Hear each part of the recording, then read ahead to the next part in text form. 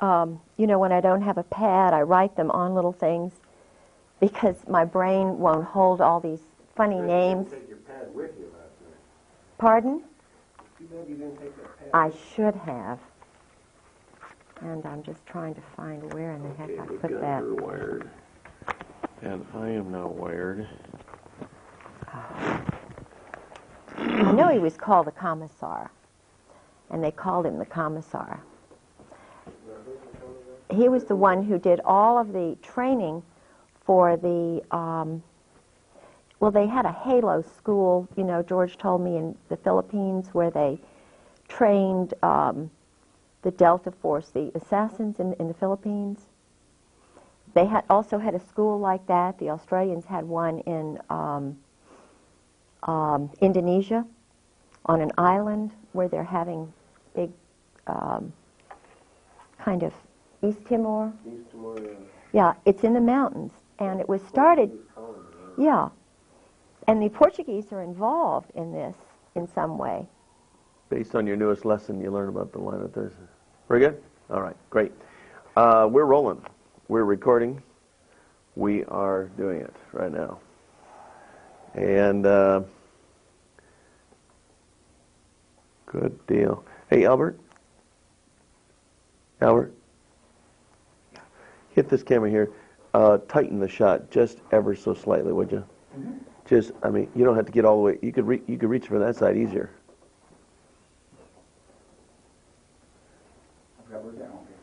See what I'm saying right here? Just tighten it just a wee little bit.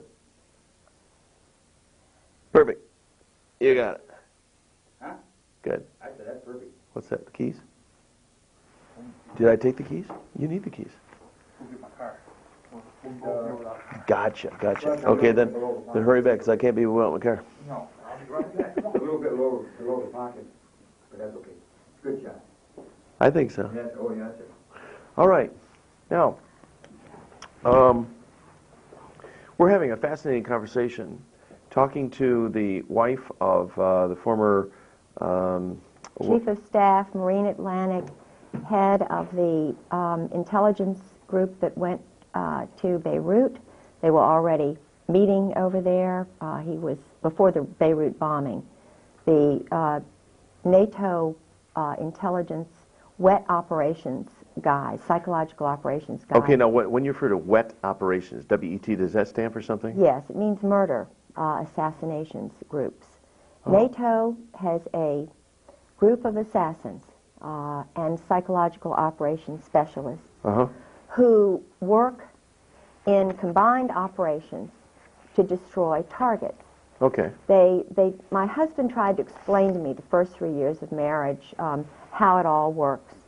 I was assistant director of the Chamber of Commerce. I was the first woman on the board of the Foreign Commerce Club in Norfolk. He thought that I was a worldly woman. I had dated a number of guys who were high level, like Jerry Unruh, who was the captain of the Saratoga, a man who was very high up in the Army intelligence in Richmond. I had been married to a governor's grandson whose family were all in intelligence. His father was Harvard economics professor. They thought... You even mentioned that years ago you dated John Engler, John who Engler, is now our governor. He was in ROTC. I'm sure it's the same John Engler if he was in the Navy. I dated a John Engler who was in the ROTC in Norfolk because, you know, Norfolk is the largest military complex in the world. We have Langley, the Air Force Base, which does intelligence work. We have Camp Perry, which is an intelligence, international intelligence spot. All of the naval bases, the Master Jet Base, Training and Doctrine Command, which is Army, Fort Story. And in fact, Fort Story was where the recent Secretary of the Army was told he had to leave. I have intelligence guys who tell me truth because they know they can't talk, and I get a lot of scoops. Togo West, who was basically honest, and like Colin Powell, most African-American men are not going to condone murder and assassinations and so forth when they find out about it. Togo West...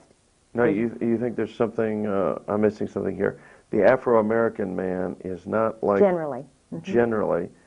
So you feel that Colin Powell is a different cut of general than these other guys we've been talking about? Oh, absolutely. Colin Powell's the wonderful thing about some of the African American men I've met is they'll tell truth. Why would they allow these guys to rise in rank then? As puppets, thinking that they will, be able to make them do certain things because psychologically they're innocent, they're naive. They cannot believe that our government has got hit squads, that there's group sex going on, that they are giving people money in exchange, for their services. Mercenary training is going on in the Army and the Air Force at the highest circles. And Colonel John Ryman, Dr. John Ryman, they have him targeted as a kook.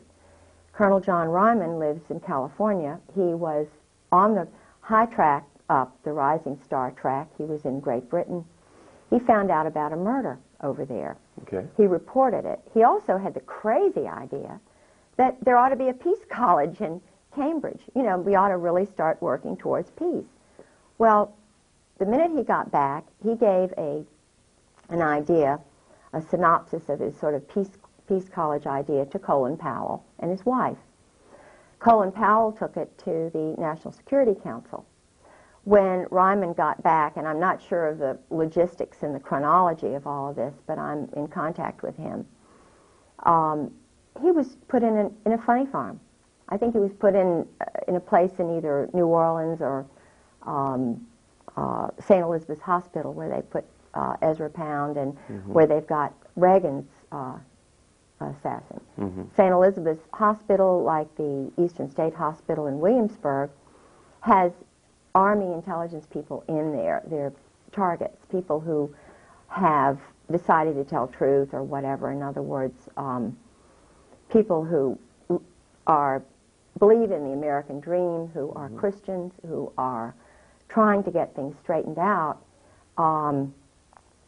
If they transgress that line where they upset somebody in high command, just like in Germany, they all of a sudden move from being a person to being a target, from being a human being, a Christian, a loving, wonderful soul, to being a target, therefore the enemy. This is also what happened in Germany. Why should God makes us all wonderful and beautiful? Those of us who have the courage of our convictions and who believe in what Christ did, who stand tall, why should the leaders not be able to speak and tell truth? Because it's in the rainbow of truth, the rainbow of individuals who are God-fearing and love truth, in which we can build a better world. So why are good people silenced? Why are their papers gone through? I have an interesting, I took some notes last night, and I'm trying to, let's see. Well, they're silenced because they are, they're in a conflict of good versus evil. Yeah. In this struggle. Where am I? I need my. No problem. We can find it. Yeah, I need my. Your checkmate book is down there. Oh yeah, this is what. Is it in there? Yeah. What's happened to me? What's happened to people like Marianne Poors, Deborah Von Trapp, Colonel Sabo's dad? Let's talk about Deborah Von Trapp for a second, because I've heard the name, but I somehow associate her with there was something negative, or there was some discrediting of what she. Is she the same Deborah Von Trapp that alleged that the Oklahoma City bombing was somehow Japanese related? Or is that a different person? Now, she may, I do not know. I've met her on the phone through Sarah McClendon when I was staying with Sarah. Everybody's experience is different. When you're a Christian, when you're a very strong Protestant Christian, as I am, and you're walking in light, you're walking in truth, you take people at their word until you find out that they've lied to you. And if they have intentionally lied, then, I just let God deal with them. Do you know what I mean? Okay. I don't believe So maybe in somebody fed her disinformation solely designed to discredit her. Yeah. She, and I do believe this is true, I believe that, I know that she worked in the White House. I know she worked under a man named Getzman and some mob figures in the White House who were Army. Mm-hmm. Now, this CIA thing, from my experience, is bogus, because every person I've known who was in the CIA was in military intelligence first. For example, my husband. Mm-hmm. He told me furtively when I saw him in court, I don't work for the CIA. You know, I knew he was telling the truth. He was afraid. He wanted me to know. Point is, he works under the Army. He's a Marine Corps, high-level intelligence officer. Mm-hmm. But he's under all these Army people, so I'm having to assume that the judge, the lawyers, the commissioners, all the people who are handling my husband when he's around me, because I really believe that he loves me, you know, even though he's under their control. And I think that's why he's been totally kept away from me. His daughter-in-law told me he can't come back because he'd end up staying. You know, it was, the point is that David Lay, my brother-in-law for 20-some years, I married John Garland Pollard, whose sister Mary Lloyd Pollard married a CIA agent, David Lay. David Lay was Harvard hasty pudding, translates Mandarin Chinese. He's a brain. His family came over from Germany. I think they were Zionists. He doesn't believe in any religion, but he is still working for this intelligence arm. He's doing wargaming for this monolith, this global monolith. He's playing chess by mail. He's writing articles about the Middle East. He's an expert on, you know, what's going on in the Middle East from the Israeli perspective. He's Army. I was with my sister-in-law when he went on a mission, and she was in the same psychological state that I was in. This is what, and that state, how I know. And that state succinctly is? Keep the women out of it, terrorize the women, make the women fearful of their own. In other words, make them, I can't describe what I went through except to say that every single Marine wife that I know is in that psychological state. Thank God, thank my grandmother for her wonderful Presbyterian background. You know, women are intelligent, kind of, you've got the spunk in you or the genes or Jesus Christ, whatever it is. I know truth, and truth is vitally important to me. I cannot live a lie. Do you know, I can't live a lie. I cannot. Maybe I was injected with pentothal when I was an infant. I don't know. But so like that incident at the officers' club where your husband at the time told you, just get used to it. This is the way that it is. Yes. You just can't get used to living some facade and looking the other way as if something doesn't exist. No. And I mean, he's sick. My husband's really mentally sick. Any man, I believe he killed his first wife, Sue. He's dangerous. We're married for a month. He gets a letter and a phone call from Mary Clark Yost Talab and Anne Bouchou. And, you know, naturally a wife who's newly married to a handsome man isn't wanting other women to write. And I'm saying, you know, and I've already found out who they are. I've got a master's degree. I'm a researcher. You know, and I'm saying, George, what are you doing hanging around spies? I didn't know about double agents. And Kashmir Yost is on the Council of Foreign Relations. Her son, I'm sure it's her son or her cousin. And her husband, as I mentioned before, was a Muslim who was really a turn person on the Palestinians, who worked at the American University of Beirut. My husband was sleeping with her, Al Gray. Everybody knew this. And I didn't know that this is what you do until I called Valerie Wilhelm, General Charles Wilhelm's wife, on the phone. Now, who is General Charles Wilhelm? Right now. And let me tell you what she told me. Okay. You just have to get used to it, Kay. She told me about, you know, her husband with, I said, George has got another man. Lieutenant Colonel Michael O'Boyle, whom I was told is his boyfriend, you know. And she says you just had to get used to it? She said you just got to get used to it. Same thing came from the wife of General John Sheehan, Jack Sheehan, head of NATO, a friend of mine, been to parties at my house. And I see, by now I've gotten my little tape recorder from Radio Shack, you know.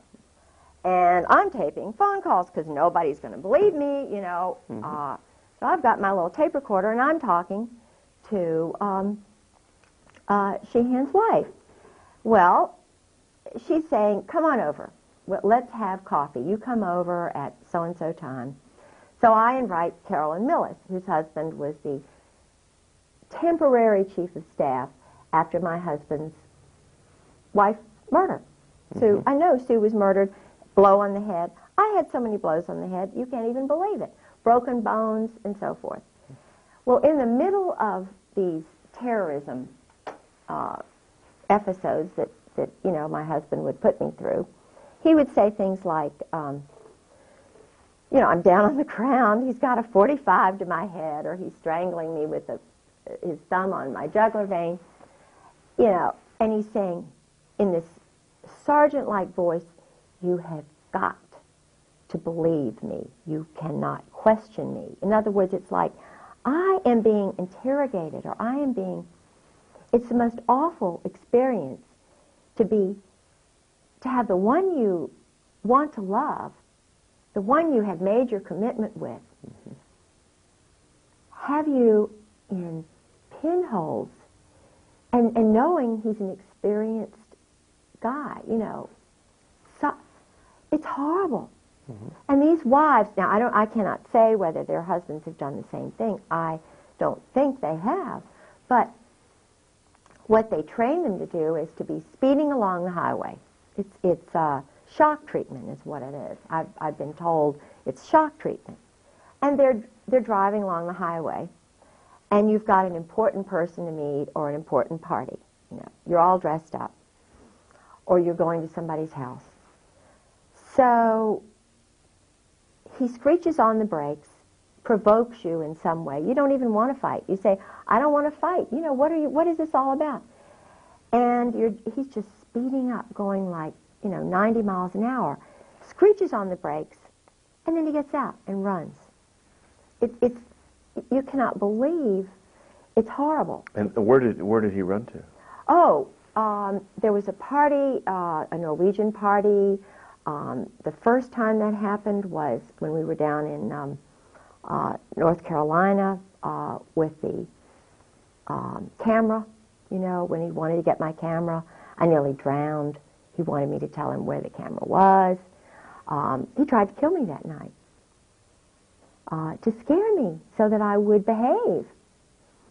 But I was raised in a family with strong men. You know, you stand tall. You don't let people intimidate you when you know you're right.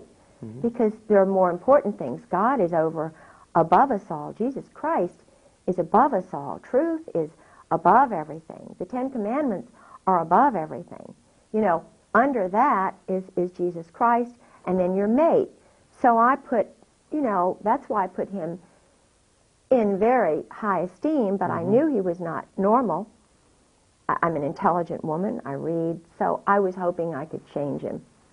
So it was a battle. It was a spiritual battle going on. I knew it was a spiritual battle. And I was believing that that I could, you know, reprogram him, essentially, subconsciously. Now, I didn't know that at the time, what was going through me, but I was really being tested. Of course, the many years of operant conditioning he'd been through fortified and solidified his positions. Yes.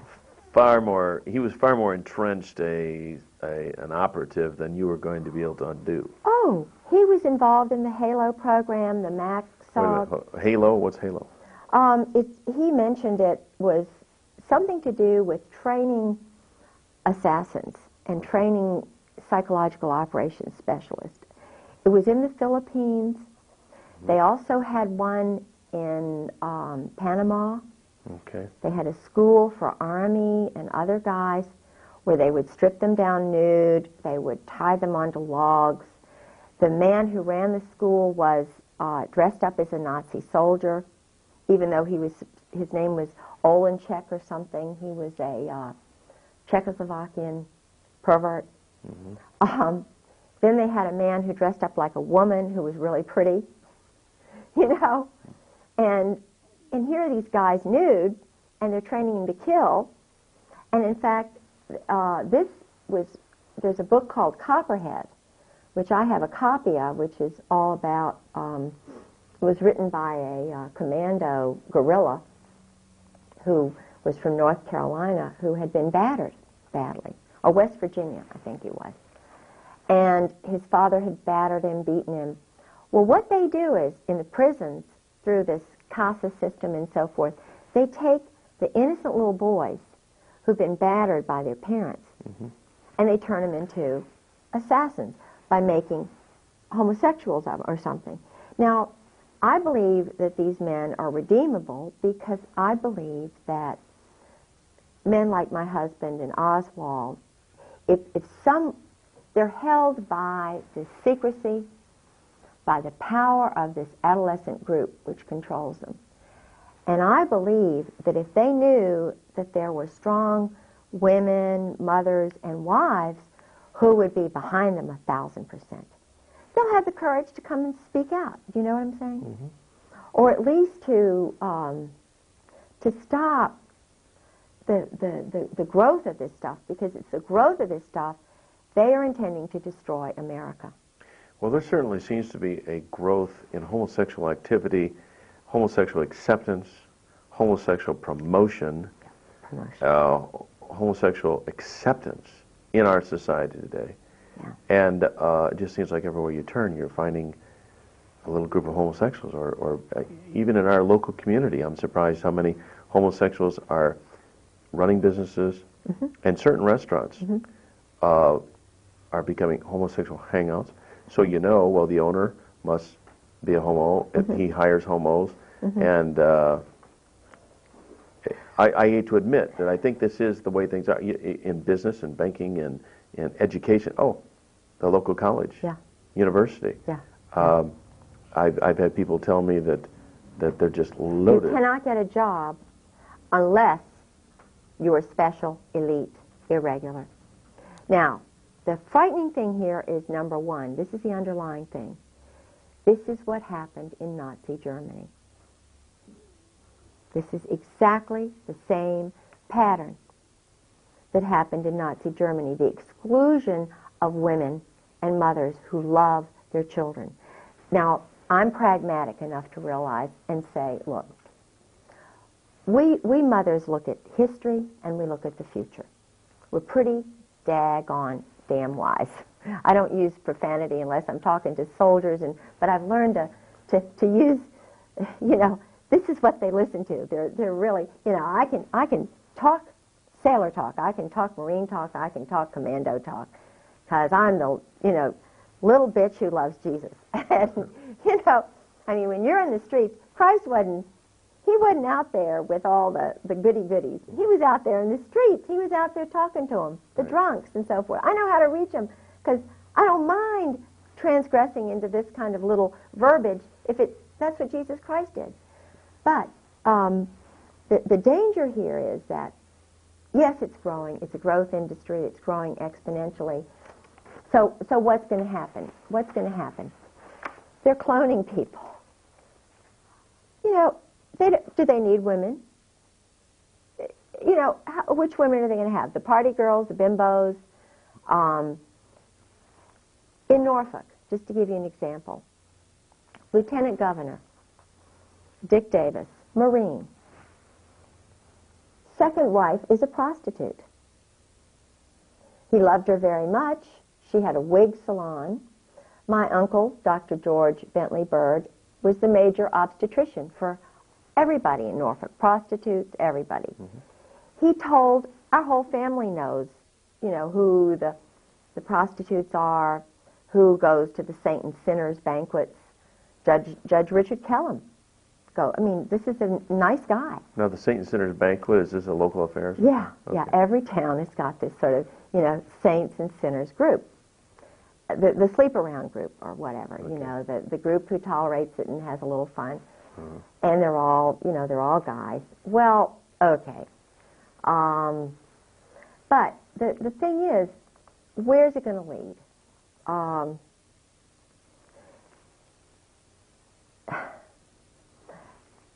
This is why women like me who know need to be involved in the process of leveling things out a little bit.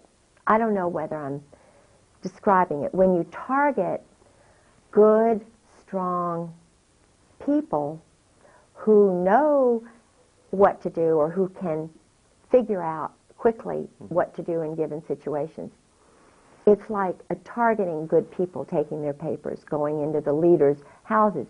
The leaders who pop up, who are trying to get things straight, are the ones who really know what's going on. They're just the people who need to be involved in the process of leveling things out. Mm-hmm. Because, hey, maybe they've gone off a little here, a little there, but the point is, they know that truth and light is what is going to make that balance work out. And when you marginalize women, target women, mothers, wives, who are strong inside, more, I'm talking about really core strong, genetically strong. Mm-hmm. Even Clausewitz says that the moral is 3-to-1 over the arms, If they want to win over these little guys, they've got to have credibility. What's happening now and why they're all afraid is they have no credibility. The SEALs are the worst. They were so afraid about that one little doctor that the SEALs gang raped in Norfolk. Why? Because the whole credibility of the SEALs is shot. Okay, now I'm not sure. I'm aware of that. There was a gang rape of a doctor by the SEALs? Yes. By a group of SEALs? Oh, yeah, in Virginia Beach. And when did this occur? 2 years ago. And the interesting thing is that the parents of this girl, she's beautiful, from Georgia. This is a wonderful human being who went into what used to be Poppy's. It's kind of the night place in Virginia Beach. When I was single, mm-hmm. I went there, we would go there, 4 of us women, young mm-hmm. women, Molly and Sally and myself, and we go there, and the doctors would go there. It was kind of a place. Well, the SEALs are taking over Virginia Beach. SEAL Team 4, 6, and 8. And this gal went in there. One of the men just saw, oh, she's great, let's take her out. They took her out, raped her, killed her. Goodness. Strangled her. And was anybody ever prosecuted? I don't really know what happened because it's been hushed up by the local courts who are controlled by Army JAGs and Marine Corps. And again, JAG stands for? Judge Advocate General. And these are guys, all who have been involved in their wives have been handled, gotten rid of their first wife. They're sleeping around with another bimbo woman or another man. They're participating in group sex. C. Lyden Harrell is one. There are lots of them. Who's he? He is a man who was, now I'm not anti-Mason, but right. I have suspicions about Masons. Some of the things that they do mm-hmm. in the darkened rooms, and I've been told that... Well, it's a secret society, isn't it? Yeah. But I know that he sabotaged me in my case. I think there's money... Oh, he's the judge. No, I've had a number of lawyers that they sort of said, because, I have no lawyer. I'm trying to fight for all these other women and mothers and for the people who know truth, and because I'm verbal, because I'm articulate, and I'm also gullible, I want to believe that there's somebody good out there who's going to help me fight this thing. Because I've got photographs of being battered. I've got doctors' signatures. Sarah McClendon, the senior White House correspondent, has an affidavit where she tried to call my house. And men answered the phone and said, this is a military base, and the Griggses don't live there anymore.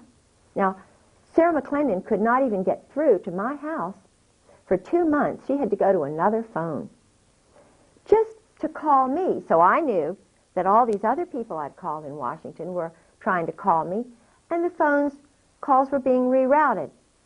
Now that is in this book. This I found in Goodwill. And so I shouldn't mention this because they're going to go now start culling Goodwill, but all the intelligence divorces, there are a lot of divorces going on. The wives will throw out their husbands' books, or the husbands will throw them out. They're mad at the government. But, you know, I found that's why they've been raiding my library. That's why they've been. What's the title of this book? This book is called Intelligence and Electronic Warfare Operations. Okay. Now, this book is all about what happened to me. Army, Air Force, Marine Corps. Where is the FBI Psychological Operations Unit? Quantico, Marine Corps base. The only FBI agent who came to me, who was allowed to come to me, was Dan McNally, 20-year Marine. Homosexual, I believe. I'm pretty sure he is, because you know, and I'm not saying that he's a bad person, but I am saying that I was not allowed by any other FBI to have any other FBI agent come and hear about the break-ins to my home, the battering that I went through, nearly killed, the murder of my husband's first wife, serious business. She's in a grave, Suzanne Workman Griggs. She died on April Fool's Day, 1987. And the doctor wanted to do an autopsy.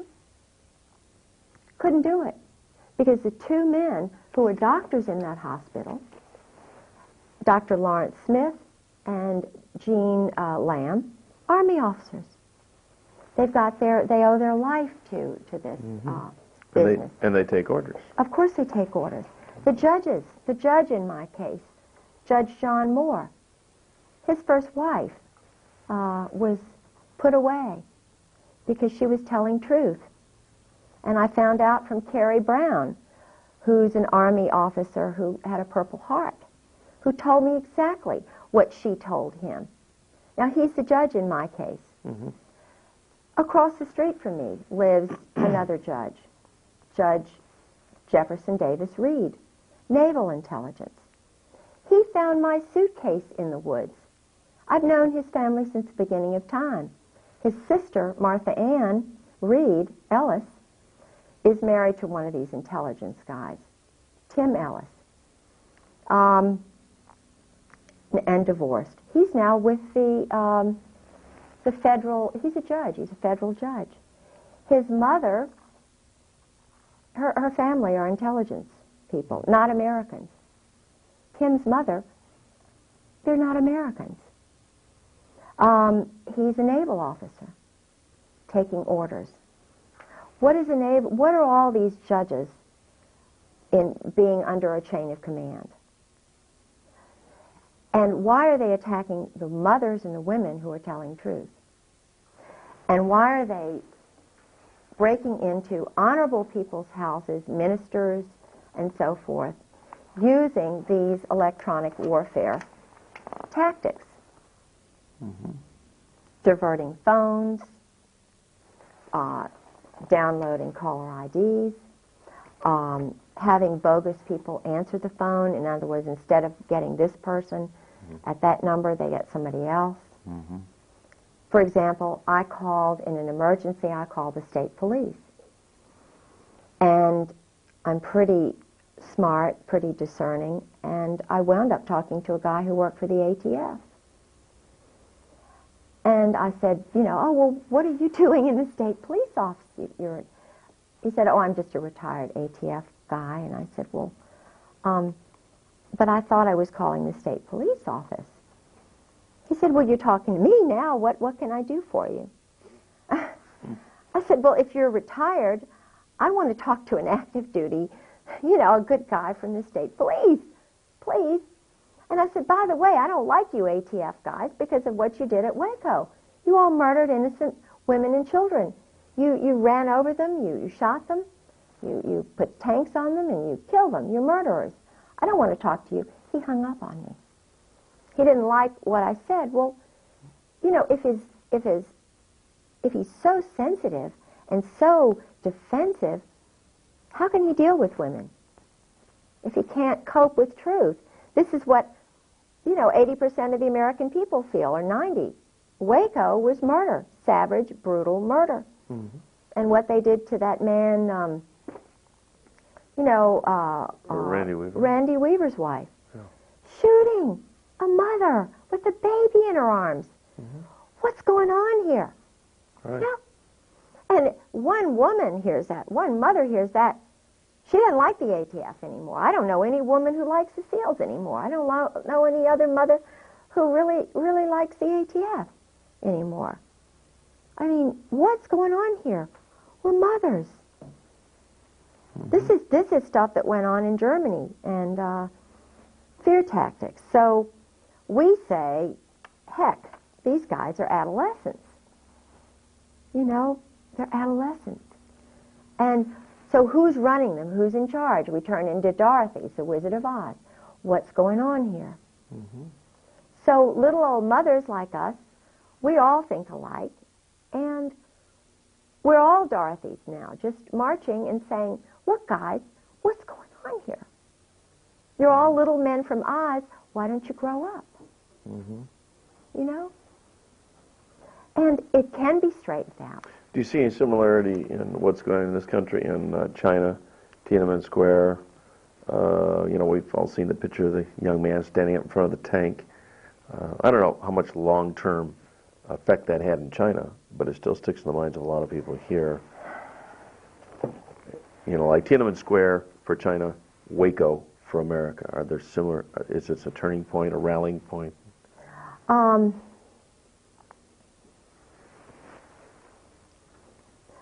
A man named Mr. Lee, who is an intelligence officer in Norfolk.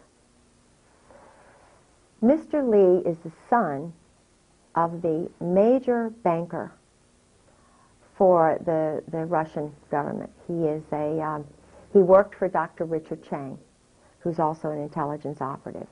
I believe he's an honorable guy. He's tall, he's sort of a Princeton, Harvard-looking guy. I believe he's honest.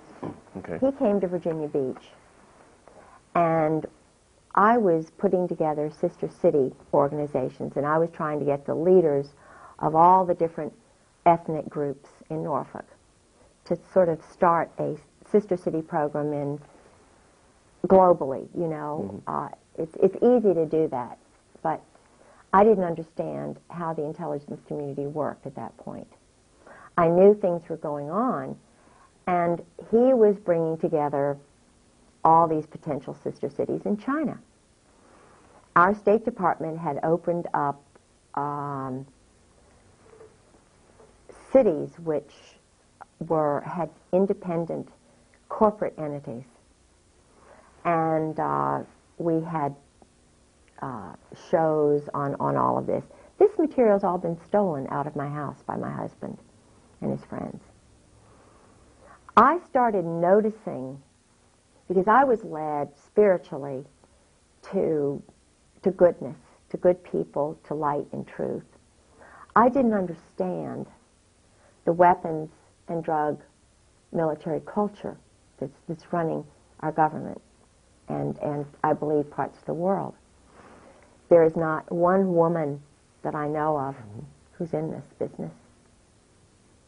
I believe, and I had the pleasure of meeting your wonderful wife last night, Pastor Strawcutter. This is a woman who's wonderful. This is my kind of woman. You know, and I've met a lot of women like that. Mm-hmm. We go through hurdles, and I don't mean to cry. It's all right. But we're strong. And we know truth. And they're going to have to kill me before I give in. I believe in good men like you. I believe even my husband's core is good. I think that's why he's away.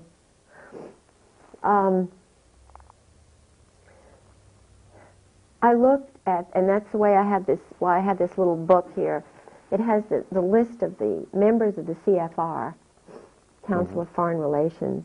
Do you recognize names in that CFR list? All these names that I've underlined, I know. Okay, you're out of camera there. You're out of frame. Go ahead and pull it in close. There we go. All right. All these names that I've underlined are friends of my husband's, or I personally know. Okay, okay.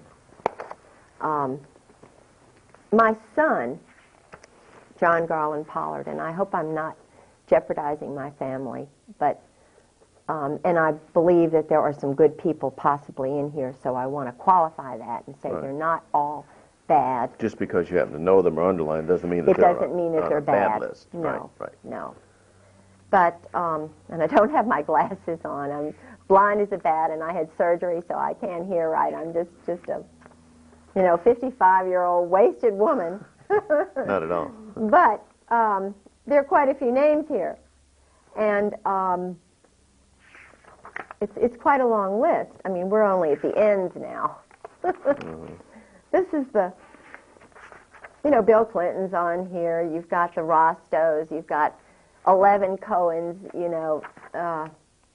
Okay, we're at the Z's. You've got Mary Halab's son. I'm pretty sure that's Kashmir. Carl Vorno. You've got a lot of. You've got the Commandant of the Marine Corps, whom I have my picture taken with.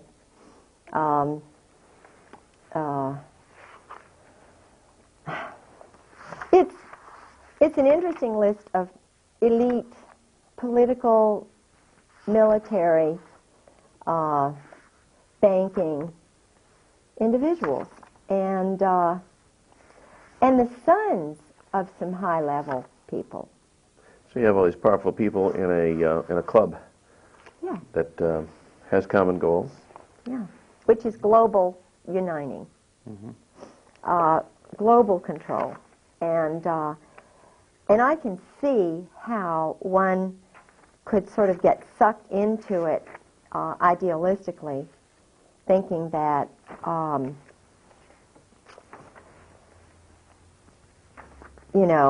it's something that we should, world peace and harmony and everything. And I mean, I can understand wanting world peace and harmony. I'm trying to find a name here.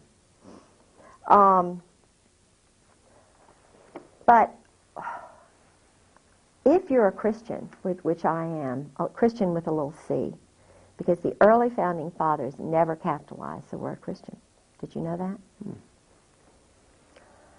Did you know that all of the founding fathers were homeschooled? Did you know that? Yeah, Madison? I was aware of that. Yeah. Think about that. Did you know that all of the Virginian founding fathers were only gospel Christians? Matthew, Mark, Luke, and John. Didn't even read the end time stuff, the Old Testament. Did you know that Thomas Jefferson was a born-again Christian the last, 7 or so years of his life? Did you know he was corresponding with Adams in Massachusetts? That he took the New Testament and the Gospels and was trying to find out everything that Christ did? And I believe he was murdered.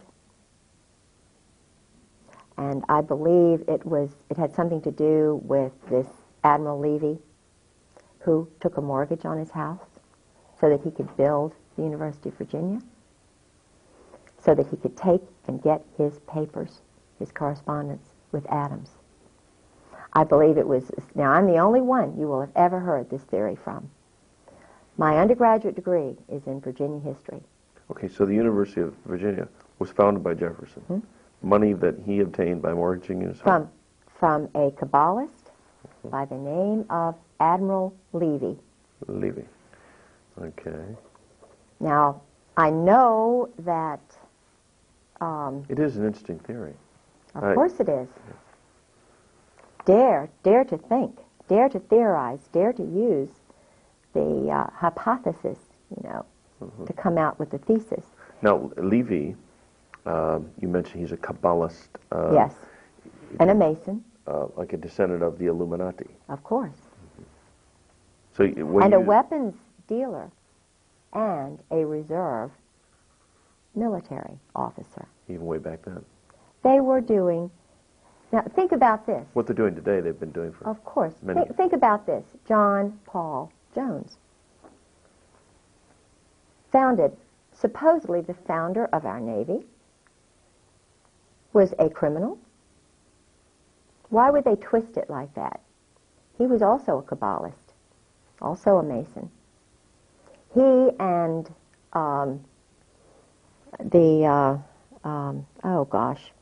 Lafayette. Lafayette was a weapons merchant. They raise up some people who are sort of questionable. Mm-hmm. Now, I know for a fact that Jefferson became a Christian. He did not necessarily believe in the divinity of Jesus Christ, so maybe you could say he's not technically a Christian, but he said, I'm a Christian. He was working towards, he was going to Baptist churches. He was contributing to the American Bible Society. Do you hear this? No, of course not. Jefferson was a born-again Christian who was searching for truth, who was murdered, I believe. Okay. And at the same day he was murdered, so was Adams. Think about this. July the 4th. And of course, you're being a Virginian and a descendant of James Madison. And a student of Virginia's history. Somebody like yourself could dig this out and would dig this out. It would be germane to you, whereas who else would it even be important to? Yes, I was, God and my Christ have put me in the most amazing places and times. You would not even believe. When I studied at the University of Edinburgh, I received a grant in 1978 to work on Lord Dunmore's papers. Lord Dunmore was the last royal governor of Virginia. I was invited by the current then Lord Dunmore, Johnny Dunmore, to work on the Dunmore papers. No one but John Selby has done any work on Dunmore. So I stayed with, I'm not going to mention too much because I don't, but the point is, I know a lot about the triangular trade, what was going on in Bermuda. Triangular trade. Yes, for our Tom viewers. Devine. The triangular trade is the illegal weapons, drug trade that is still going on today. Mm-hmm. Israel is basically running it with the New York bankers. It has something to do with Kabbalism because the Pentagon, the symbol for the Pentagon, the Brotherhood, they feel so compelled to not think for themselves, to sort of depend on somebody else who's more physics-oriented, you know. In other words, these guys are so much smarter than I am. They can be doing totally immoral things that, you know, are breaking up families, breaking up, you know, wives. And, in other words, they're not looking at the structure of the family. They're not looking at the structure of society. They're not looking at the culture, the community, the basic ingredient that provides life, the planet, the trees. They're not looking at anything but sex. And when one perverts and twists, in other words, one focuses on, yes, sex is wonderful, you know, it's great. I'm a, you know, great proponent. But there's so much of a focus by this group on sex, and the military, you know, they go back to Greek days and they have all these symbols of, you know, the Washington Monument is supposed to be a phallic symbol, you know, and they say, well, this proves, you know, because the Greeks were doing it, the Egyptians were doing it, and it's this secret little group that was, you know, back in the days of, Nefertiti and you know, Mark Antony, and it just proves that we're just great because we had the Holy Roman Empire, and Alexander the Great that was homosexual, and Catherine the Great was, you know. But it's debauchery. The thing that one has to realize is that God knows best. You know, it is an abomination. It is a sin. Now, we've all sinned. We're all sinners. I don't believe we should be putting people on stakes for doing this. I think Jesus Christ said, the simple answer is this, which Mandela said, the simple answer is this. Just repent. Just show that you're changing your life. You know, I've sinned. Everybody's sinned. I don't believe that that targeting people, whether you target them this way or that, is the answer. Now, this is just my personal opinion. I am not a judge. I wish I could be a much better judge than any of the Kabbalist male judges in Virginia Beach, because they are doing this to women, mothers, who are honorable people who are telling truth. And I would like to hear Hannah More tell her truth. I would like to hear Grover Wright's wife, Lynn, tell her truth. These are generals' wives. These are wives of judges in Virginia Beach. Okay. I would love to have heard Ken Whitehurst's wife tell her truth. She was shot. You know. Well, no, in Virginia Beach is Pat Robertson. Would you like to see him be a judge? No, I would not. Okay, why is that? I wanted to believe that Pat Robertson was honorable and good. He's a Marine. Did you know that? Did you know that he went to the psychological operations school, whatever that is, at Yale? Now, I'm not saying he's bad, and I'm not going to judge Pat Robertson, but I know that was under the influence of a Belgian man who is very powerful in this group. I know the one thing I can judge him on is that, I will say things, and I know they're going to get me for this, because Pat is very powerful. But if you walk into Pat Robertson's Williamsburg Inn, it's a hotel there, and you're poor, and you are a woman or a person who's poor, or an African American who's poor, and you walk into that gift shop, you've walked into the house of the Sadducees and Pharisees. The dresses in there cost starting at $200. The belts, I mean, these are clothes, basic commodities. Now, I'm not saying that's wrong. It's wrong to have money, and as I say, I'm not going to judge him. But from my perspective, the way my father was reared, there's a lot of money going on there, and Christ. I walk in the steps of Jesus Christ. Now, I'm not saying that, you know, well, I'm not really sure about all this. Everywhere you seem to look, and you find the leadership, whether it's in banking or education or religion, there seems to be also this line of military intelligence, Ivy League background that. You know, the Pat Robertson has the same kind of pedigree as these other people that we kind of filter through. If somebody's going to be the leader of a television big-time ministry, it would have to be someone who would be kind of a chosen one. Yeah. To be allowed to rise in that kind of power. And I think he's basically a good guy. You know, I mean, I really, I like the fact that he's promoting Christ. I nearly got arrested there. At the 700 Club? No.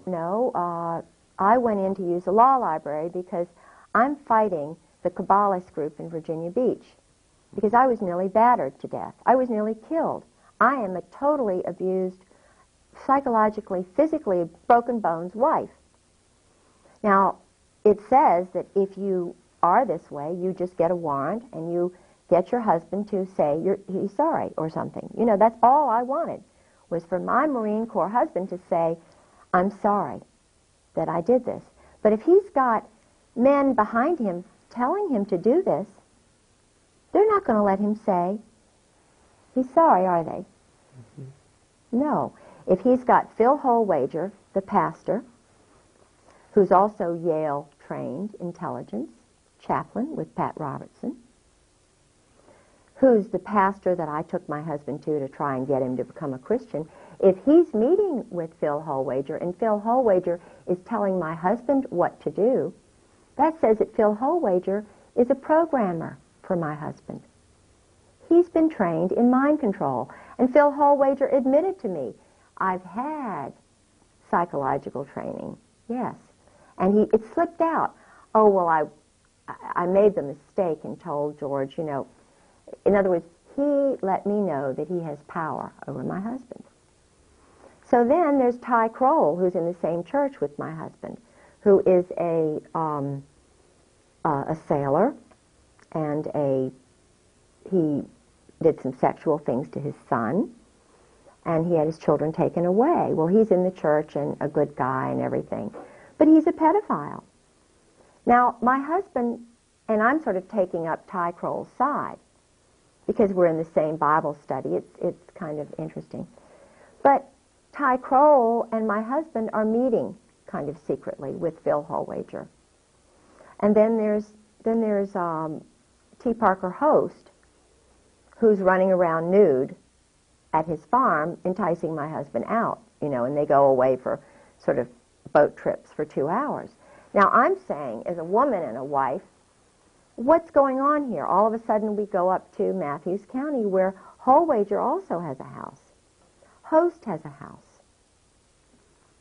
But it's also where my grandfather, Miller, was born. So I feel very comfortable in Matthews County. These people were not born in Virginia. Do you know what I mean? And yet they're bringing, all of a sudden, spur of the moment, taking my husband up and then taking my husband away on a 2-hour boat ride. Or we get to Phil Holwager's son's house, and then all of a sudden my husband's riding home with Phil Holwager in the car. It's all been planned. So I'm saying, and this is just before, just after my husband got back from Norway, and I'm trying to remember whether the King and Queen of Norway had come either just before or just after this. It had something to do with the King and Queen of Norway's visit. They wanted to keep me away from the King and Queen of Norway because I believe they're Christians. I believe they're honorable people. And I was able to prevail against this group by going to the Norwegian ambassador, who's a wonderful man, and saying to him, and this is where Jesus Christ comes in and God comes in. And I know that they're with me because I'm good. And I was thinking about the good Norwegian people who wanted to see the King and Queen of Norway when he came to NATO. And all I did was what any honorable citizen would do, representing the honest little people who were Norwegians in Virginia Beach and Norfolk. I wanted them to have a chance to meet their king and queen. And the State Department didn't want me to do it. NATO didn't want me to do it. The Kabbalists didn't want me to do it. And neither did my husband. But what happened was I was with a solid, wonderful person, Ambassador Kjell Vibe. And we went to the Norwegian embassy. This was, I know I'm digressing and this is hard to follow, but Kjell Vibe and I were sitting at the table with my husband and an intelligence operative named Bill Nelson, who tried to sabotage the Norwegian group that I was running in Virginia Beach. And Kjell Vibe, we were planning a trip to Norway in August, which I think was just a bogus sort of thing to kind of, I don't know. To appease you a little bit. Oh, yeah. And I knew things were going on with my husband and the weapons sales and, you know, all of this stuff. And because he was dealing with the embassy, the American embassy, and with people, and, you know, there were things going on. And I knew things were going on. I was sensing it really strongly. So we were in Washington, sitting around the big table in the Norwegian embassy with the ambassador sitting to my right, Bill and Kate Nelson to my left, my husband across the way, and Suzanne Baptist, who is the daughter of the man who started the Sister City Association. And we were supposedly planning this trip for the mayor of Virginia Beach and her husband to Norway. And he let it slip, the ambassador let it slip, that the King and Queen of Norway were coming to Norfolk in October. Mm-hmm. And the ironic thing is, it was the very day the Nobel Peace Prize was being awarded in Norway. I didn't know it at the time, but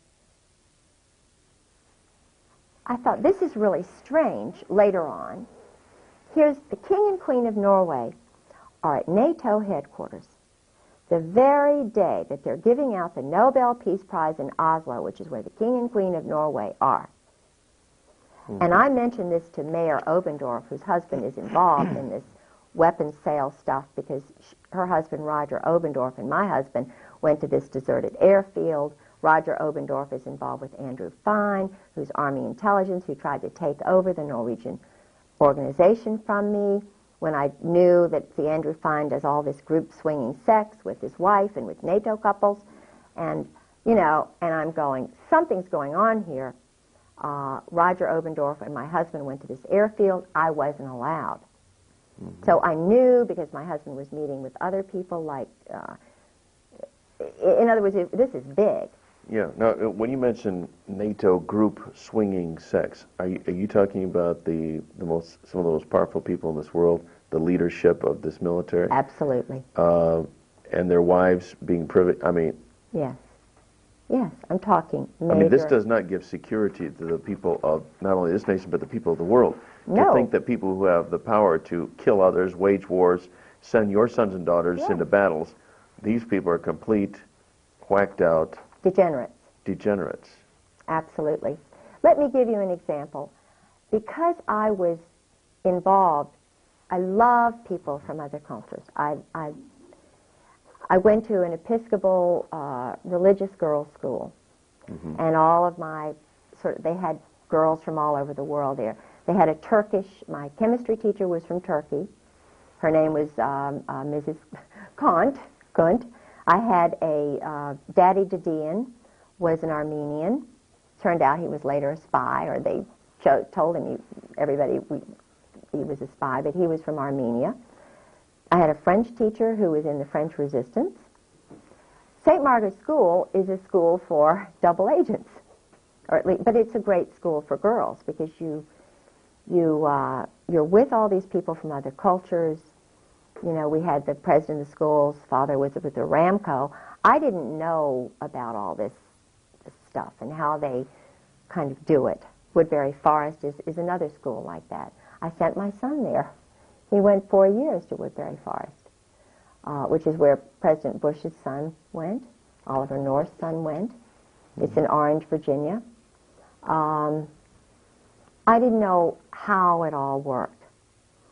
And I mean, if it works for peace and Christianity and love of Muslims, love of people, give them the right to their own cultures, the way the British did, you know, because I believe basically wherever the British went, I know there's a big hate Britain movement going on, but wherever the Brits tended to go, whether it was India or Africa, they allowed the cultures. They still wore saris, and they still were, you know, the ragheads were ragheads to protect their heads from the sun. Now they're called ragheads, and they're targeted as enemies by our little boys. Our little boys are taught to hate ragheads and to kill raghead women. Well, I don't think that's very Christian. So I'm looking at the top guys, and they're not Christians. So it begs the question, well, what are they? Well, that question was in my mind after I was married 3 years, and I started delving. My own little Miss Marple, my own little, you know. And I've arrived at the definite conclusion that they're not only not Christians, but when you have group sex and homosexual sex and orgies and things of this nature by the top people who are running my city, at least, certainly Virginia Beach. I started looking at other military towns and started asking questions. San Diego, the same thing. San Francisco, the same thing. Key West, everybody knows about Key West. Boston, that's the major homosexual capital of the world. You know, they're having sex on the highways. Guys are parking. People can't even go into the restrooms in Boston. Of course, Washington, D.C. So, not to mention the Oval Office.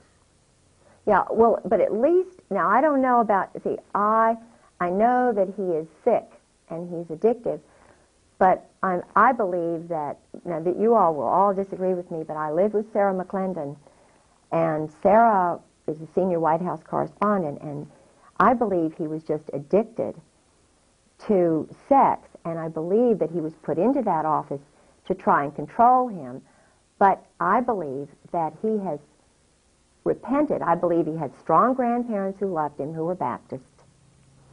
I have hope for that man. Now, I know a lot of people don't, but I do, and I have hope for that marriage.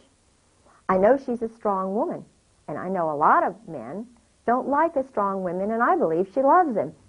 And I believe that basically he loves her, and I believe they love their daughter. And I will say one thing, that at least, you know, and who knows what their motives are. It's between them and God, but I'm glad it came out for their marriage. Well, at least he's not, he doesn't seem to be homosexually inclined. No, So we'll give this that, is it. Give him that the much guy, credit. And they don't like that, you see. That's why the little guy who's, you know, the little short guy, what's his name, the homosexual? Stephanopoulos or... yeah, his... George Stephanopoulos. Stephanopoulos. Well, I met him. See, I went into the White House with Sarah, and I met him. He's a little short guy, and I even saw the place, the Mambo Jumbo room, where he hangs out, right around the corner from the Ontario. Well,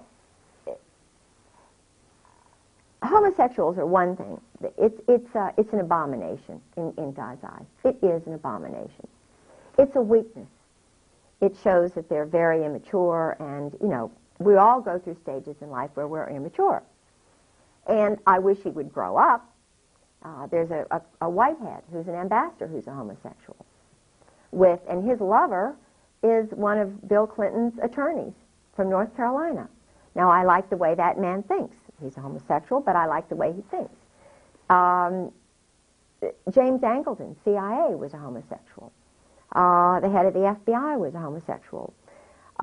Paisley was a homosexual. They murdered him. All of the British intelligence agents were homosexuals. I haven't yet arrived at my theory on that, except that it is a weakness.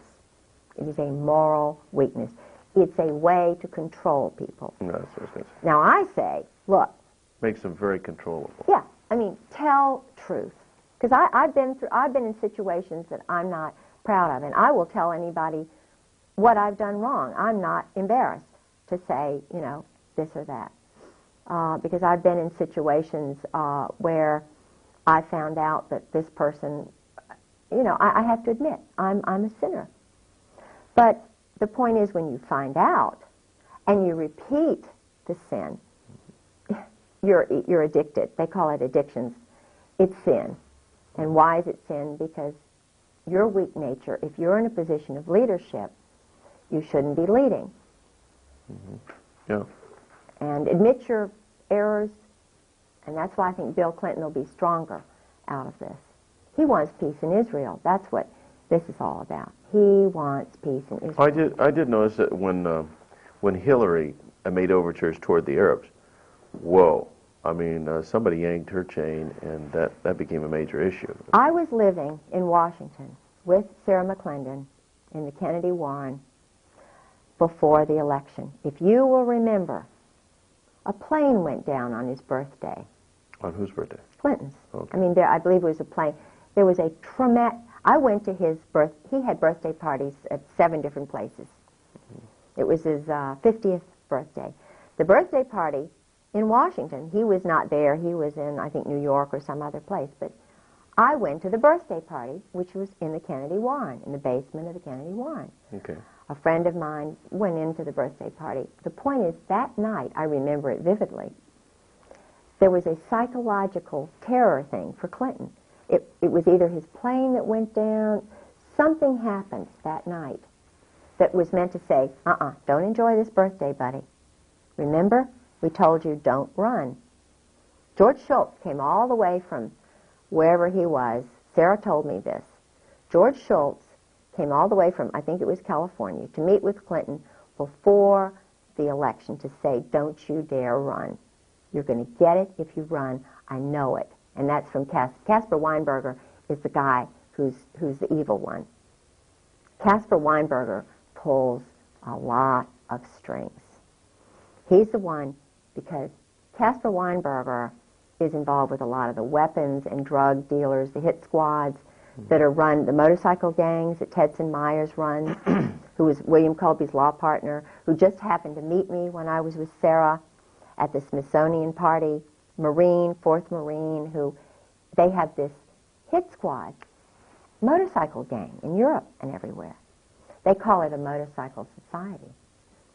But who runs it? Retired military guys.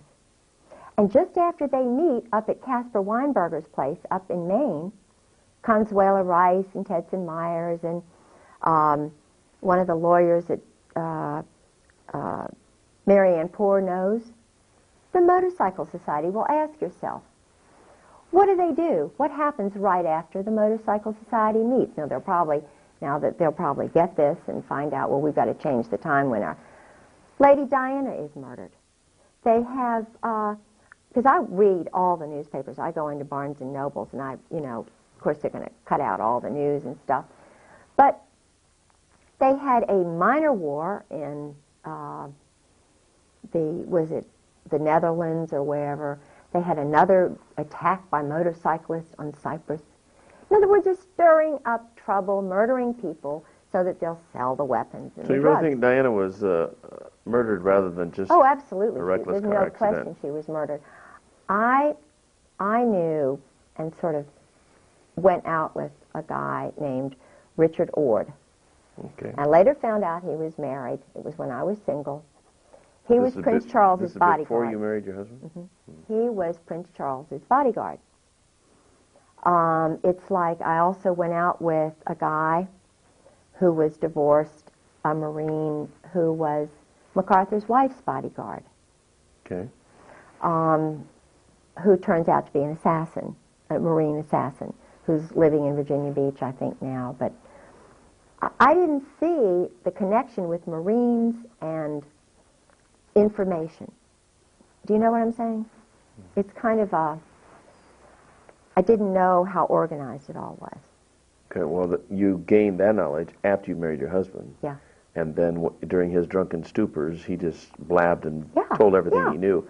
Yeah. Actually, his alcoholism opened up the door for you to find out all this stuff. Absolutely. If he hadn't been an alcoholic, That's course, why I praise most of them God in a are. way. I don't praise God that his mind is destroyed and that he's a brutal, he hates women kind of, but I think, yeah, I praise God for everything I've gone through because every I know by his stripes we are healed because I walk in his shoes. I have to as a follower of Jesus Christ. Mm-hmm. When you're punished, when you go through hell on earth, he is giving you strength. It's not a funny sort of way. It's a very special way. Mm-hmm. I know I'm going to die. I don't know how I'm going to die. well, we're going to pray that you stay alive. But I love him. And he's just given me all the strength. I'm a weak human being, but he is the truth and the light. Mm-hmm. And when you walk in the light, you walk with him. Wow. And it's not bad, it's great. It's marvelous.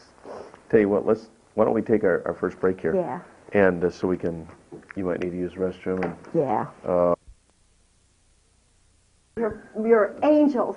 Well, Your angel's on. Good, I good, just, good. my hands are wet because I got water. Okay. I All right. put some water down my face. Okay, all right.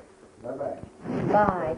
Okay, clip on your, Oh, your thanks. get that clipped on there. Okay. Is that? Here we go. Good. Right. All right. Oh, I'm gonna tighten that. Just Oh, I know a lot about John Warner and Loretta Tate and stuff that is really kind of spooky because nobody's ever told this out loud. You know, he married Elizabeth Taylor, Warner. Yeah. and he was Go ahead and sit back so we can get you right in the okay, frame here. Yeah. All right. And He was. There were murders around him. He was having an affair with Loretta Tate, which everybody sort of knows, who was married to a dentist, Randy Tate, okay. who is his secretary or his main person. Mm-hmm. Hang on a second. I'm gonna have to make an adjustment. Randy mysteriously died. Hold on a second. I gotta make an adjustment. Randy died mysteriously. What happens is when the guys find out about the mob and that their wives are involved with it, the husbands take off. They go to the Eastern Shore or the closest they can to get away from Virginia Beach. Mm-hmm. But they die. There's a homosexual clique on Virginia Beach that I know about very well, which has to do with the Coast Guard, and it's a long story. But the point is, I don't know whether they're the ones who murdered Randy, but I suspect that Randy Tate was murdered. George Heilig is another one I suspect who was murdered, who was a delegate, very powerful guy, honest. He died, very young. And Dick Obenshain, who was an honest candidate for governor. And Dick Obenshain, Dick Obenshain was running for governor. He was the Republican candidate. He was an honest, honorable guy. Mysterious plane crash. Mm-hmm. And what happens after Dick Obenshain's plane crashes? Well, they have a little convention. It's conveniently right before the convention. He's the titular guy. Well, Elizabeth Taylor comes into the picture. And never before, they just go right over Robert's rules and everything else. Elizabeth Taylor goes around, movie star goes around and says, I think you ought to nominate my husband. Well, he hasn't even been involved in the process. Dick Obenshain, who's honest, conveniently dies. John Warner comes right in there. They did not want Dick Obenshain in there because he was not controllable. Warner was. Same thing with Paul Tribble, who's a cousin of mine. So I'm a Waring, and his family are Warings, and we're related. Mm-hmm. Paul was married to Rosemary Tribble. Well, there were some things that were going on, thinking that, in other words, Paul Tribble could not really totally be controlled. He was, they got rid of him. Rosemary knew a lot of stuff, and they get rid of the good guys. Mm-hmm. Murder, I believe that... well, don't they refer to this as Murder, Inc.? I mean, yes. Another name for... Well, the Marine Corps so-called- are the assassins. The Marine Corps are the assassins for the mob. If you look at guys who've been in 4 years, let's just take Tedson Myers, for example. Now, he's a very nice person to talk to. He was involved with the founding of Peace Corps with Sergeant Shriver. He's from the Brooklyn Bayonne mob. He came from that group. Mm-hmm. They sent him to Ohio State. Then his 4th year, as I understand it, he did something like truck driving school. Then he goes into Korea and becomes UDT. And then they underwater demolition. In other words, assassin. Mm-hmm. He's, very smooth. He marries a high-level gal, Sullivan. Whoops. Something happened. Just lost the camera. Oh. Yeah, no matter what I do, never stop that tape. Okay. Because now we're out of sync with that camera. But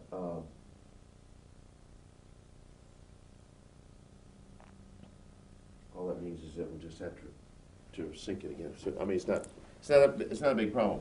But evidently, when I turned that camera on, I didn't hit. See, at a glance, That's you ever glance up there to see that red light's not on? We'll have a picture here and we'll have a picture there, but it will kick out on us eventually. So we're back on. Okay, Okay. 5, All 4, 3, 2, 1. We're back. But just pick up where you left off. Yeah, the mob in Virginia, Virginia Beach, is very, very strong, very well organized and connected with the military. Yeah, well, you indicated before that there's a connection everywhere between the mob and military. Absolutely. The Whether it's New military York or is San run by the Diego or- mob. The military is the mob. The Marine Corps are run, they're the assassins for the mob. They may only be in, as Tetson Myers was, for 4 years, but the individuals then go on to truck driving, truck loading school. They're always loading things and, moving things around. But then they send him to Harvard Law School. Then he winds up, when I met him, or just actually, I met him after Colby's murder. But I find it rather unusual that I had spoken with William Colby, the head of the CIA, who knew my husband well, who told me on the phone all of this stuff about the Phoenix program and Israel, and all of that stuff was coming out, and that he was going to be doing it. Okay, your husband told you. No, Oh, no, William Colby on the phone. And Tetson Myers was across the hall from him. Okay, so law was partner. William Colby Murdered. a good guy from the get-go, or Yes, was he, he was a good guy. one of the insiders they need to get rid of, or was he? He was an insider who was involved. He knew about my husband's involvement with Krulak, Victor Krulak, Al Gray, the Russian double agent who was, I believe, Czechoslovakian or Georgian, who was called the Commissar, who was running everything in Vietnam. He was the murders, the assassinations. My husband was involved with the murders, the assassinations. He was involved with teams that did that. They were training boys to kill, Okay, and using again, mind control, using the whole reason for Vietnam or any of these conflicts is simply to use up a lot of arms and make money. yes, Basically, that's all there is to and it. to train more killers. To use more weapons. Absolutely. To make more money. Yeah, it's a sick, sad little adolescent boy cycle. These are not grown up. These are little men from Oz. That's what I call them. Al Gray is a sick little man. Al Gray is a That was the general. former commandant of the Okay. Marine Corps. Carl Mundy is a sick, pathetic, lying little man. And he is? The former commandant of the Marine Corps. Then you have Krulak, who is a son of an agent, of a double agent, Victor Krulak. Not American. These are men who the Constitution is just beneath them. People like me, their wives, and citizens like you and honorable people are just beneath them because they're special. They're elite, just like the German SS. That's exactly where this specialness came from. Germany, from Nazi. In other words, they took with them the most perverted aspect of Nazi Germany, brought it over to the United States because over 200,000 of these guys came over. And of that, there were some who were existentialist, humanist, anti-Christians. They hate Christians. You know, what happened to the Nazi, the cross of the Weimar Republic was turned this way. Hitler was homosexually recruited in a brothel. He was working in a little brothel. A Kabbalist, Zionist doctor came in and said, "Oh, you look special and great." And in other words, he was one of the many like Oswald who could be used. And they see how they grow rather than see how they go. They see how they grow, manipulate them. This is why they have so many, the Army has so many psychological operations specialists. And the one way to keep them is secrecy. And anybody who believes that Jesus Christ, I mean, everywhere you read in the Bible, he talks about openness. Truth is light. You walk tall. You don't hide behind trees and be the snake, you know, in Adam and Eve and be deceptive. Truth frees you. Truth is a liberator. It's your ally. And the power of their operant conditioning is all in secrets. Yes. That's the one way to tell if they're evil, if they're weak, if they're cowards or bullies. The one way to tell the cowards and the bullies who are now at the very top of the Army, the Marine Corps, the Navy, Gaiman, Hartzog, Abram, Krulak, especially Charlie Wilhelm, who's doing awful things with, you know, men and women. What would Charlie Wilhelm, again, he is? Charles Wilhelm, I met in Norway. He is my husband's one of his closest friends besides Michael O'Boyle. Okay, They're and these called are all Cherry Marines. Marines. Yes. Generals? Now he's a general because they rise to the top. If they're one of Gray's boys, and I talked before I went public, I went to colonels and wives. And boy, I mean, I had conversations, and I'm not going to mention their names, but I had wives tell me when I first found out, and a wife said, it was the most cryptic conversation I've ever had in my life. I said to my blank friend, have you ever had another wife? She said, hundreds of times. Her husband was a very important person. Very important. So he's working now for Al Gray. Al Gray he pulls the strings. It's all New Jersey mob. Where do you think Al Gray was born? Right outside of Atlantic City. My husband was born in Atlantic City. Sheehan's father was in the mob. You remember that big concert that they had back in the 60s where everybody was smoking pot and they were doing experiments on young people? They had all the public... Yeah, I forget the name of it. Guess who did all the flying in of all the bands and the drug dealers and everything? Who arranged it all? General Sheehan's father. Oh, now, this Woodstock? is the head. You're talking about Woodstock. Woodstock, New York. That's where he's from. Now, isn't that unusual that the head of NATO would be... And his brother is doing all kinds of weapons deals and selling things to the military. And I went to his wife's home. They lived in the Virginia house after my husband disappeared. Well, was Woodstock a kind of Of course, a testing ground for drugs. Okay. Of course, it was just an experiment, like the Jim Jones thing down there in Guyana? Yeah, that he was working. I think even little David Koresh was used because he had a Mossad. He had an Israeli agent. They always get away, don't they? The Israelis always are in there, but they get away, don't they?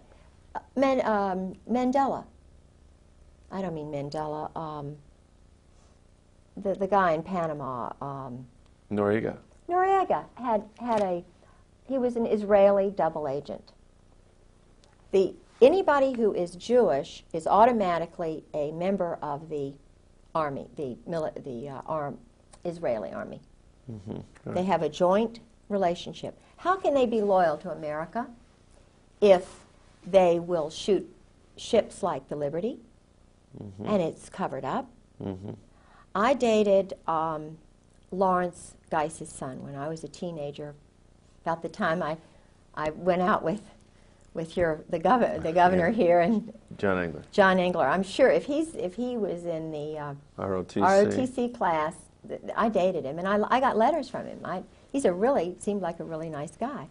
But my love at that time was Tom Williamson. And Tom Williamson was a Yalie. His real father was killed in World War II.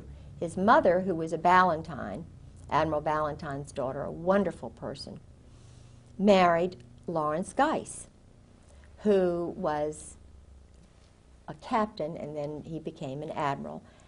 And I went to the change of command of the Forestall. I really did like that family very much.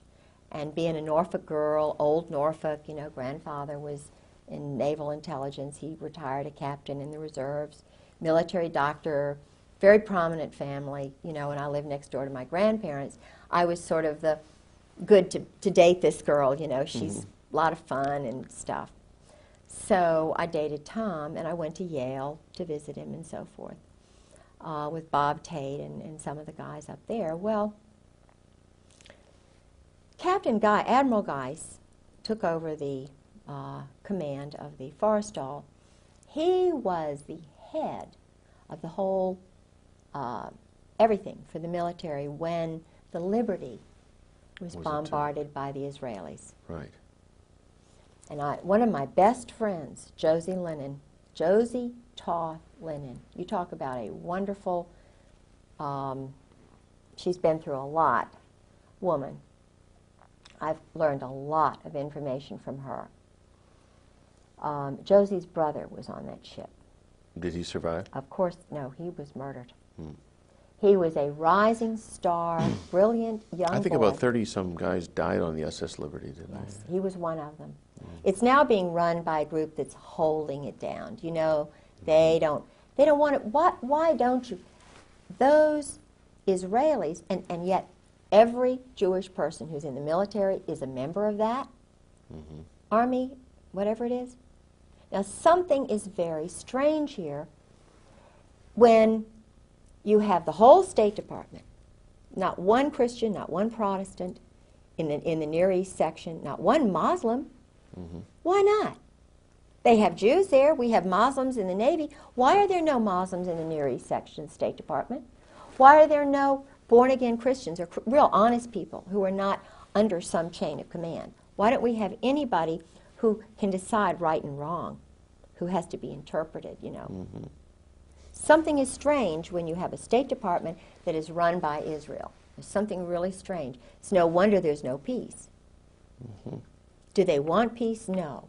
They want to control all those little countries around there. And there was an interesting luncheon, it was a dinner, that I had over at Carolyn Millis's house with the Marine wives and some of the, well, I don't know what they really are, but I thought they were wonderful until this night. And I was really caught into this. I was getting into this cult. You know, shh, don't talk. Don't talk about the go-go dancers because your husband's career, you know, even though, shh, don't tell this, don't tell that, quiet, you'll get, you know. We were sitting around the table, and we always would do prayers before dinner. And there was a woman there, and she was from Pat Robertson's place. She was married to a Jewish guy. And I'm not saying that he was bad. I think I met him once. They were at Carolyn's Christmas party. But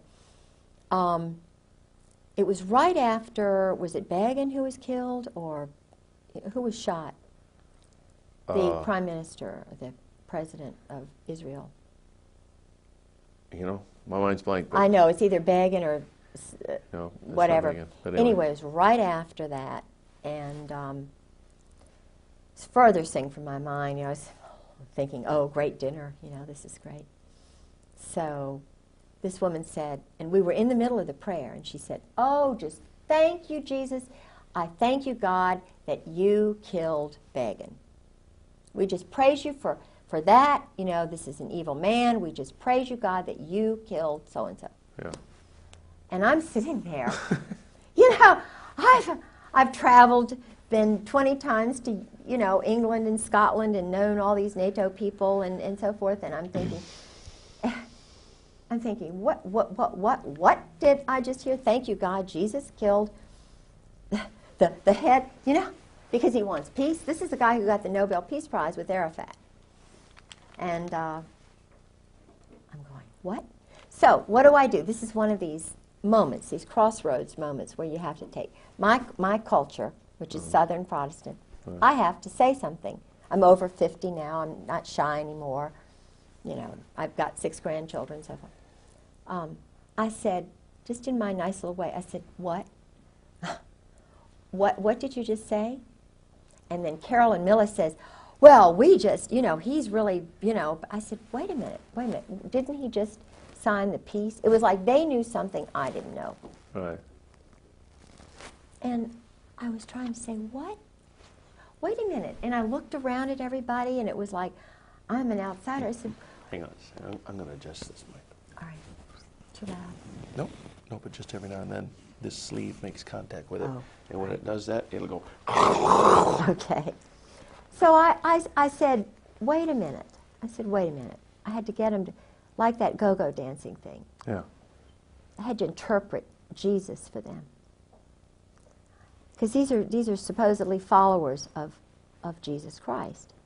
Mm-hmm. I said, do you all, I want to get this straight, do you all mean to tell me that you all are for the murder of a man who wants peace in the Middle East? Just, And Carolyn Millis, always the one, well, of course, so-and-so and so, So. And I said, well, wait a minute, I think you're wrong. Because Jesus Christ would have been behind peace in the Middle East, and so forth. Well, I was just, you can't trust her anymore. Mm-hmm. I wasn't going along with the program of whatever Israel wants to do, if they want to kill Palestinians, if they want to sabotage, because George told me that that's what they do. They do a lot of sabotage. They train, they take men who are Jordanians, Iranians, Iraqis, sons of leaders, and they bring them over here, wine them and dine them, Mm-hmm. and then rev them all up to hate their parents, and they give them weapons. What they do is they feed their ego. This is intentionally done, according to my husband, by the Marine Corps. I mean, they train them, they take them. Well, this is an interesting point. Things that your husband has told you specifically about the training techniques. This is, right from his mouth, this is what is done. Mm-hmm. Oh, absolutely. Absolutely. Intentionally, because the objective is to get the goal, whatever it is they want, Machiavellian or, Clausewitz.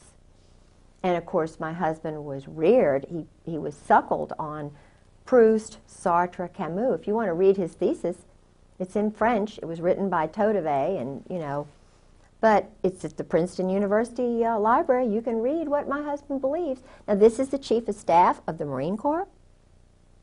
This is a guy who writes with a purple pen, which means homosexual, arrogantly so, writing with a purple pen. Al Gray, he's working under Al Gray, called Gray's Boys. This is what they call them, Gray's Boys, all homosexuals. Cherry Marines. There are books on Cherry Marines that I've got. Everybody knows about Cherry Marines. Now, if you have to be a Cherry Marine to get to the top, and then you read about Krupp and the German High Command, and you know that they're using the same word, special. You know that they changed the eagle to be the colonel and the captain. You have to get an eagle. And that started when all of these people started coming over to change the America to be generic, no more of a Christian nation. And that started, the head of the Marine Corps, who was a Kabbalist, Zionist, in the 1860s, 1850s. You can do your research. When did they change the Marine Corps emblem from being, I think it was a bugle, to having an eagle on top of the world? And who was the commandant when that happened? Ask that question and find out the answer.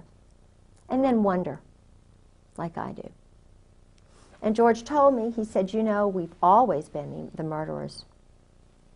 He said, why do you think we have the red line down our pants? And he said, now because he was trying to interpret for me. We have this X on top of our hat or something. It had something to do with target practice.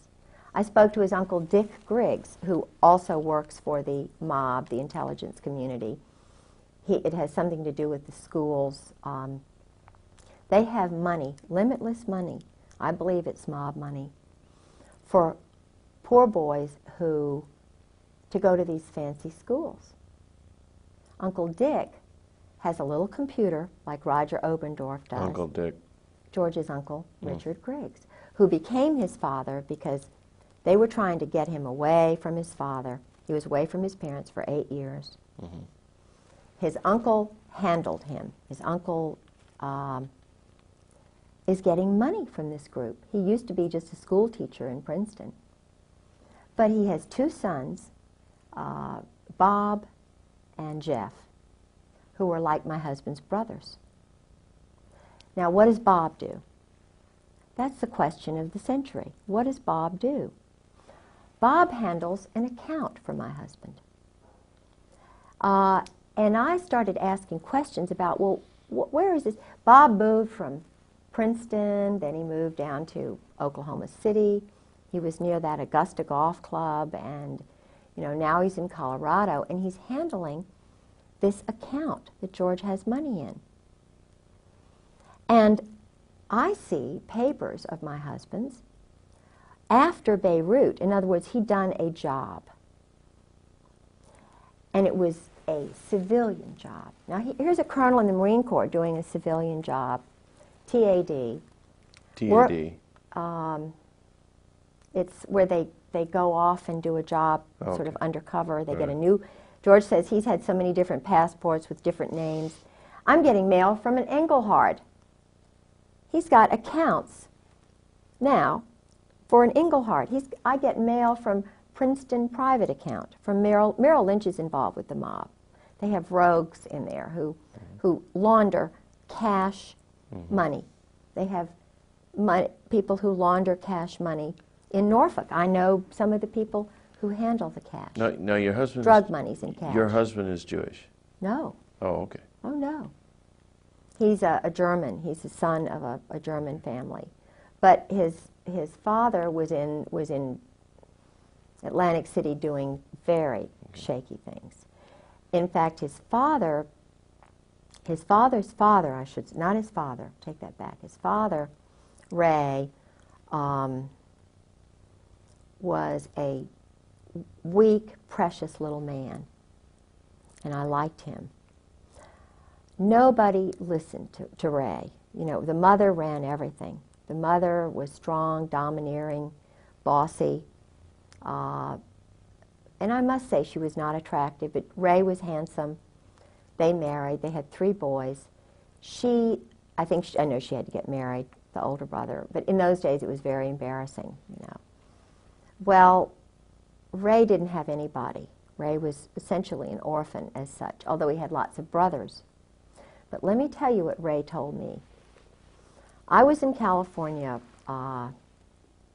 with his mother, George's mother and father, staying at his brother Don's. Mm-hmm. And everybody, the world revolved around Mother. But Ray had a lot of wisdom there, and I was anxious to know what really went on in New Jersey, why they left New Jersey, why they left Atlantic City, what happened in Lawrenceville, why George was put in this school and not seen for 8 years. What did happen? All right. It had to do with the fact that they were poor and desperate, that the sister, Rhoda's sister, George's mother's sister, married someone high up in the intelligence community who was he went to the Presbyterian school or something like that. But Ray had been in prison. George's father had been very shortly in prison in New York. And this is, you don't talk about that. Ray had seen his mother run over by his father with the girlfriend in the car who wound up being the stepmother. You don't talk about that. All right. There were 7 boys, I believe. Ray was right in the middle. All of these pictures have disappeared from my house. Supposedly my husband has never come in to the house. All of this, the pictures of assassins like Rockland Williams and,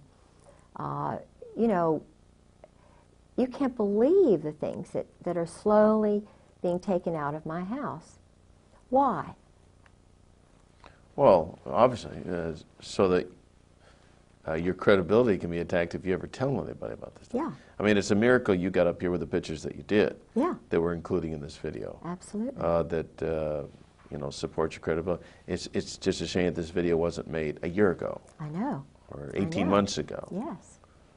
Because pretty soon they'd have me not even married to George Griggs. Now. If they could destroy all the records. Of course. And it's possible to do that. Of course. Because I think it was Orwell said that he who controls the past controls the future, and he who controls the present controls the past. Absolutely. So those who control the present can modify the past any way they want. In fact, they could erase you right out of the picture. Why do you think we're in computers and everything's on computers? All they have to do is, I had tapes that I bought a little Radio Shack tape, and I taped General Gray's, the conversation with Gray's wife, Jan, who said, "Oh, we don't know where George is. We don't know." And I talked to General Gray on the phone. If they don't know where my husband is, and he's working for Charlie Wilhelm now, what does that make Al Gray? After I've been battered, and I'm calling, I've got pictures of bruises, hematomas, broken foot, putting a 45 to my head, laughing at me while he's standing over me with my arms in pain, chasing me in bathtubs. You know, so I'm hiding and saying, "Please don't kill me," while he's laughing. I took diaries and so forth. Why do they want my diaries? Why don't they want my evidence in the court of this? And I've got it right there for Judge John Moore, who's a commando. Why does John Moore kind of giggle at me? Why, you know, what is so funny about being battered as a wife? When his first wife is dead in the grave. Well, what's funny to them is that it doesn't matter what your claims are, they're in control. That's it. The chickens can do anything they want as long as the foxes are all in cahoots. That's it. That's it. And why I have a transcript at the first commissioner's hearing, and Colonel Barry Cantor, who is a Kabbalist, who lives right around the corner from T. Parker Host, who's a commando assassin mob guy, brags about it, who's now has about 7 or 8 agencies and is a friend of George Bush's all of a sudden. Barry Cantor, his office is right next to George Sharp, and they are persecuting me in courts right and left, and it doesn't matter what he says. It's like he's just totally, you know, so it doesn't matter. We'll just ruin you. And then, so I find another lawyer, and his name is Doug Ballard. General, what's his name, up in Washington gave me Doug Ballard's name. And I thought this, I still think he may be an honorable guy, and I'm trying to remember his name, because he's talking about a lot of the stuff that's going on. But Ballard is a name that has connections to the Deep South.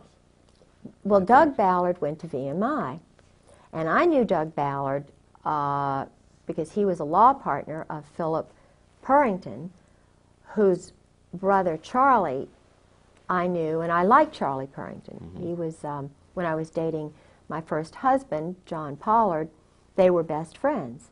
And I went out with Charlie a couple of times, but I was, you know, I was making my debut, and, you know, I was kind of, Charlie was just a good friend, and still I like him. And I introduced him to his wife, and they're still married, and she's a Carolinian, he's a Carolinian. Well, Doug Ballard was in law practice with Phil Purrington. Well, so I went to Doug Ballard, and I heard he was a Christian.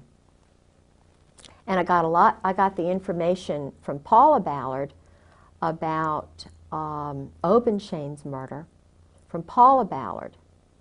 And because Paula was very involved with the Republican Party back when Obenshain was running for governor. They were insiders. He was an Army intelligence person who was doing business with the Saudis. He was up in Washington with Oliver North and that whole crowd. Doug Ballard was doing business, illegal business, money laundering. But I was attracted to him because General Ben Parton said, maybe this guy will help you. Benton Parton. General Ben Parton gave me Doug Ballard's name. Do you think Ben Parton is a good guy or a bad guy? Well, I don't know, because what I was set up, or maybe he didn't set me up, but I went to Doug Ballard, and, you know, he's a shyster. This Ballard. guy is crooked as they come, or either very weak, and I think that goes along together. I told him about the things that had happened to me, and keep in mind, he's Army. He's Army Colonel. Ballard is. VMI, but I didn't know what I now know. And VMI again is? Army, Kabbalah, you know, it's But VMI stands for something. Virginia Military Institute. Oh, okay. And Because Benton Parton is very well known in certain circles now Ben for Parton. challenging the Oklahoma City bombing. okay, well then I believe in him. I think he just didn't know what I know about Doug Ballard. Because I think he heard Doug Ballard went to this born-again church, and his wife is all this born-again, which is great, and because I'm born again, but let me tell you what happened. I mean, and they may have been persecuted.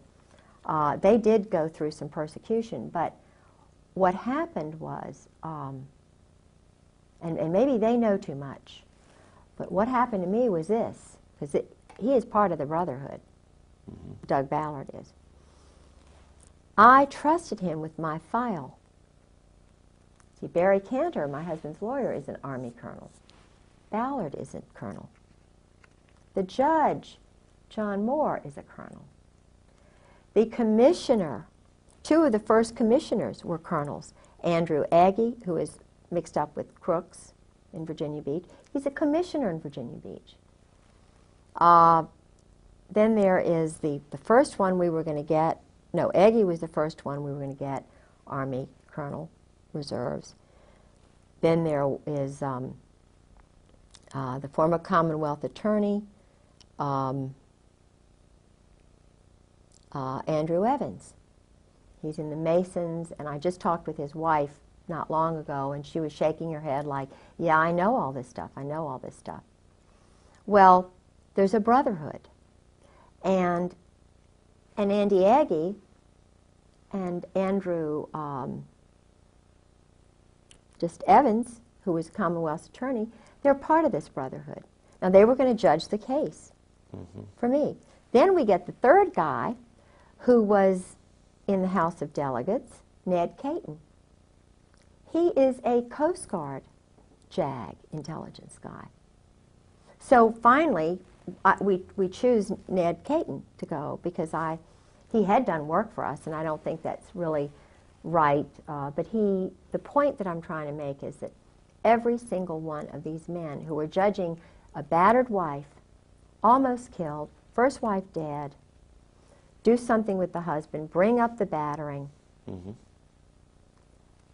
it's handled. We go into his quiet, secret office. I think I have a lawyer giving him $1,500, and he's one of these society lawyers. And he doesn't want to mention anything about the abuse for some reason.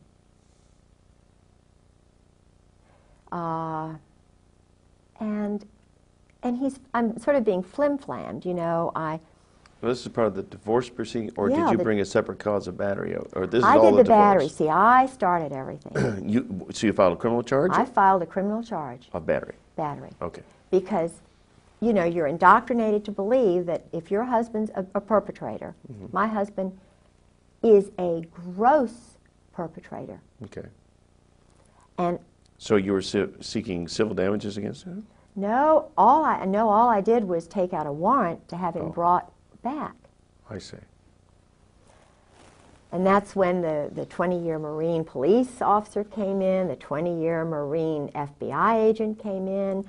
When I went to the police chief of the police, Chief Wall, who's a very nice man, I have a friend who got me in to see him.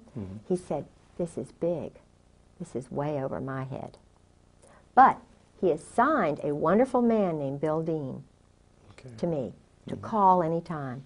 And I must say, this is a wonderful man. I could call Bill Dean anytime. And, I mean, there are some good people, probably in the Masons, I don't know, but there are some good people. But the problem was he can't control it. Now, why, if you're a Mason, why can't you control battering of military wives? That's a question I ask myself. Why is it that they cannot control a perpetrator who's killed his first wife and I've nearly been murdered? Well, the answer is hierarchy. Okay, right. Taking So I orders. start saying now, in Virginia Beach, if the chief of police has no power, if Bill Deans, who's head of the CID, has no power, I'm looking and wondering, okay, I'm a battered wife, and I start meeting other high-level battered wives in the courts who are having the same treatment by Judge John Moore and Barry Cantor and Andrew Agee and Grover Wright, who battered his first wife, Lynn. They made it spread the word that she's crazy. Lynn Wright is not crazy. Grover Wright was running around with Ann Wood and wound up marrying her, and Ann Wood is now a blimp. Grover Wright is a perpetrator. John Moore is a perpetrator. He's now married to a girl who's in my garden club. And, you know, he was a commando, guerrilla. His father was a general in the Coast Guard, which the mayor's husband is a colonel, a captain, whatever, captain in the Coast Guard. So there really is an elite clique that runs everything, controls absolutely, everything. and it's not the CIA. No. Is there a name we can give this group? Well, George calls it, in his diary, he calls it members of the firm. He called it brotherhood. He mentioned the old guard, Army. It's Army. And it's White House. Did George ever talk about? But the presidents don't know about it necessarily. Okay. Did Oswald, or did your husband ever talk about Oswald? Yeah. In terms of knowing anything about his handlers or how that was? Yeah. all The way George talked about Oswald was the way when you communicate with an alcoholic like that when he's drinking, and he's been totally battered, mind-controlled, but is fed lots of money, being poor and so forth. A woman, 55% of what people say is verbal. And then you learn to read the nonverbal. George was diarrhea of the mouth, verbal.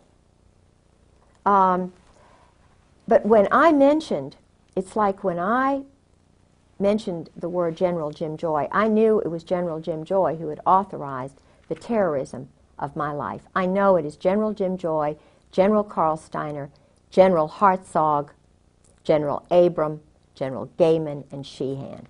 I know. And Krulak.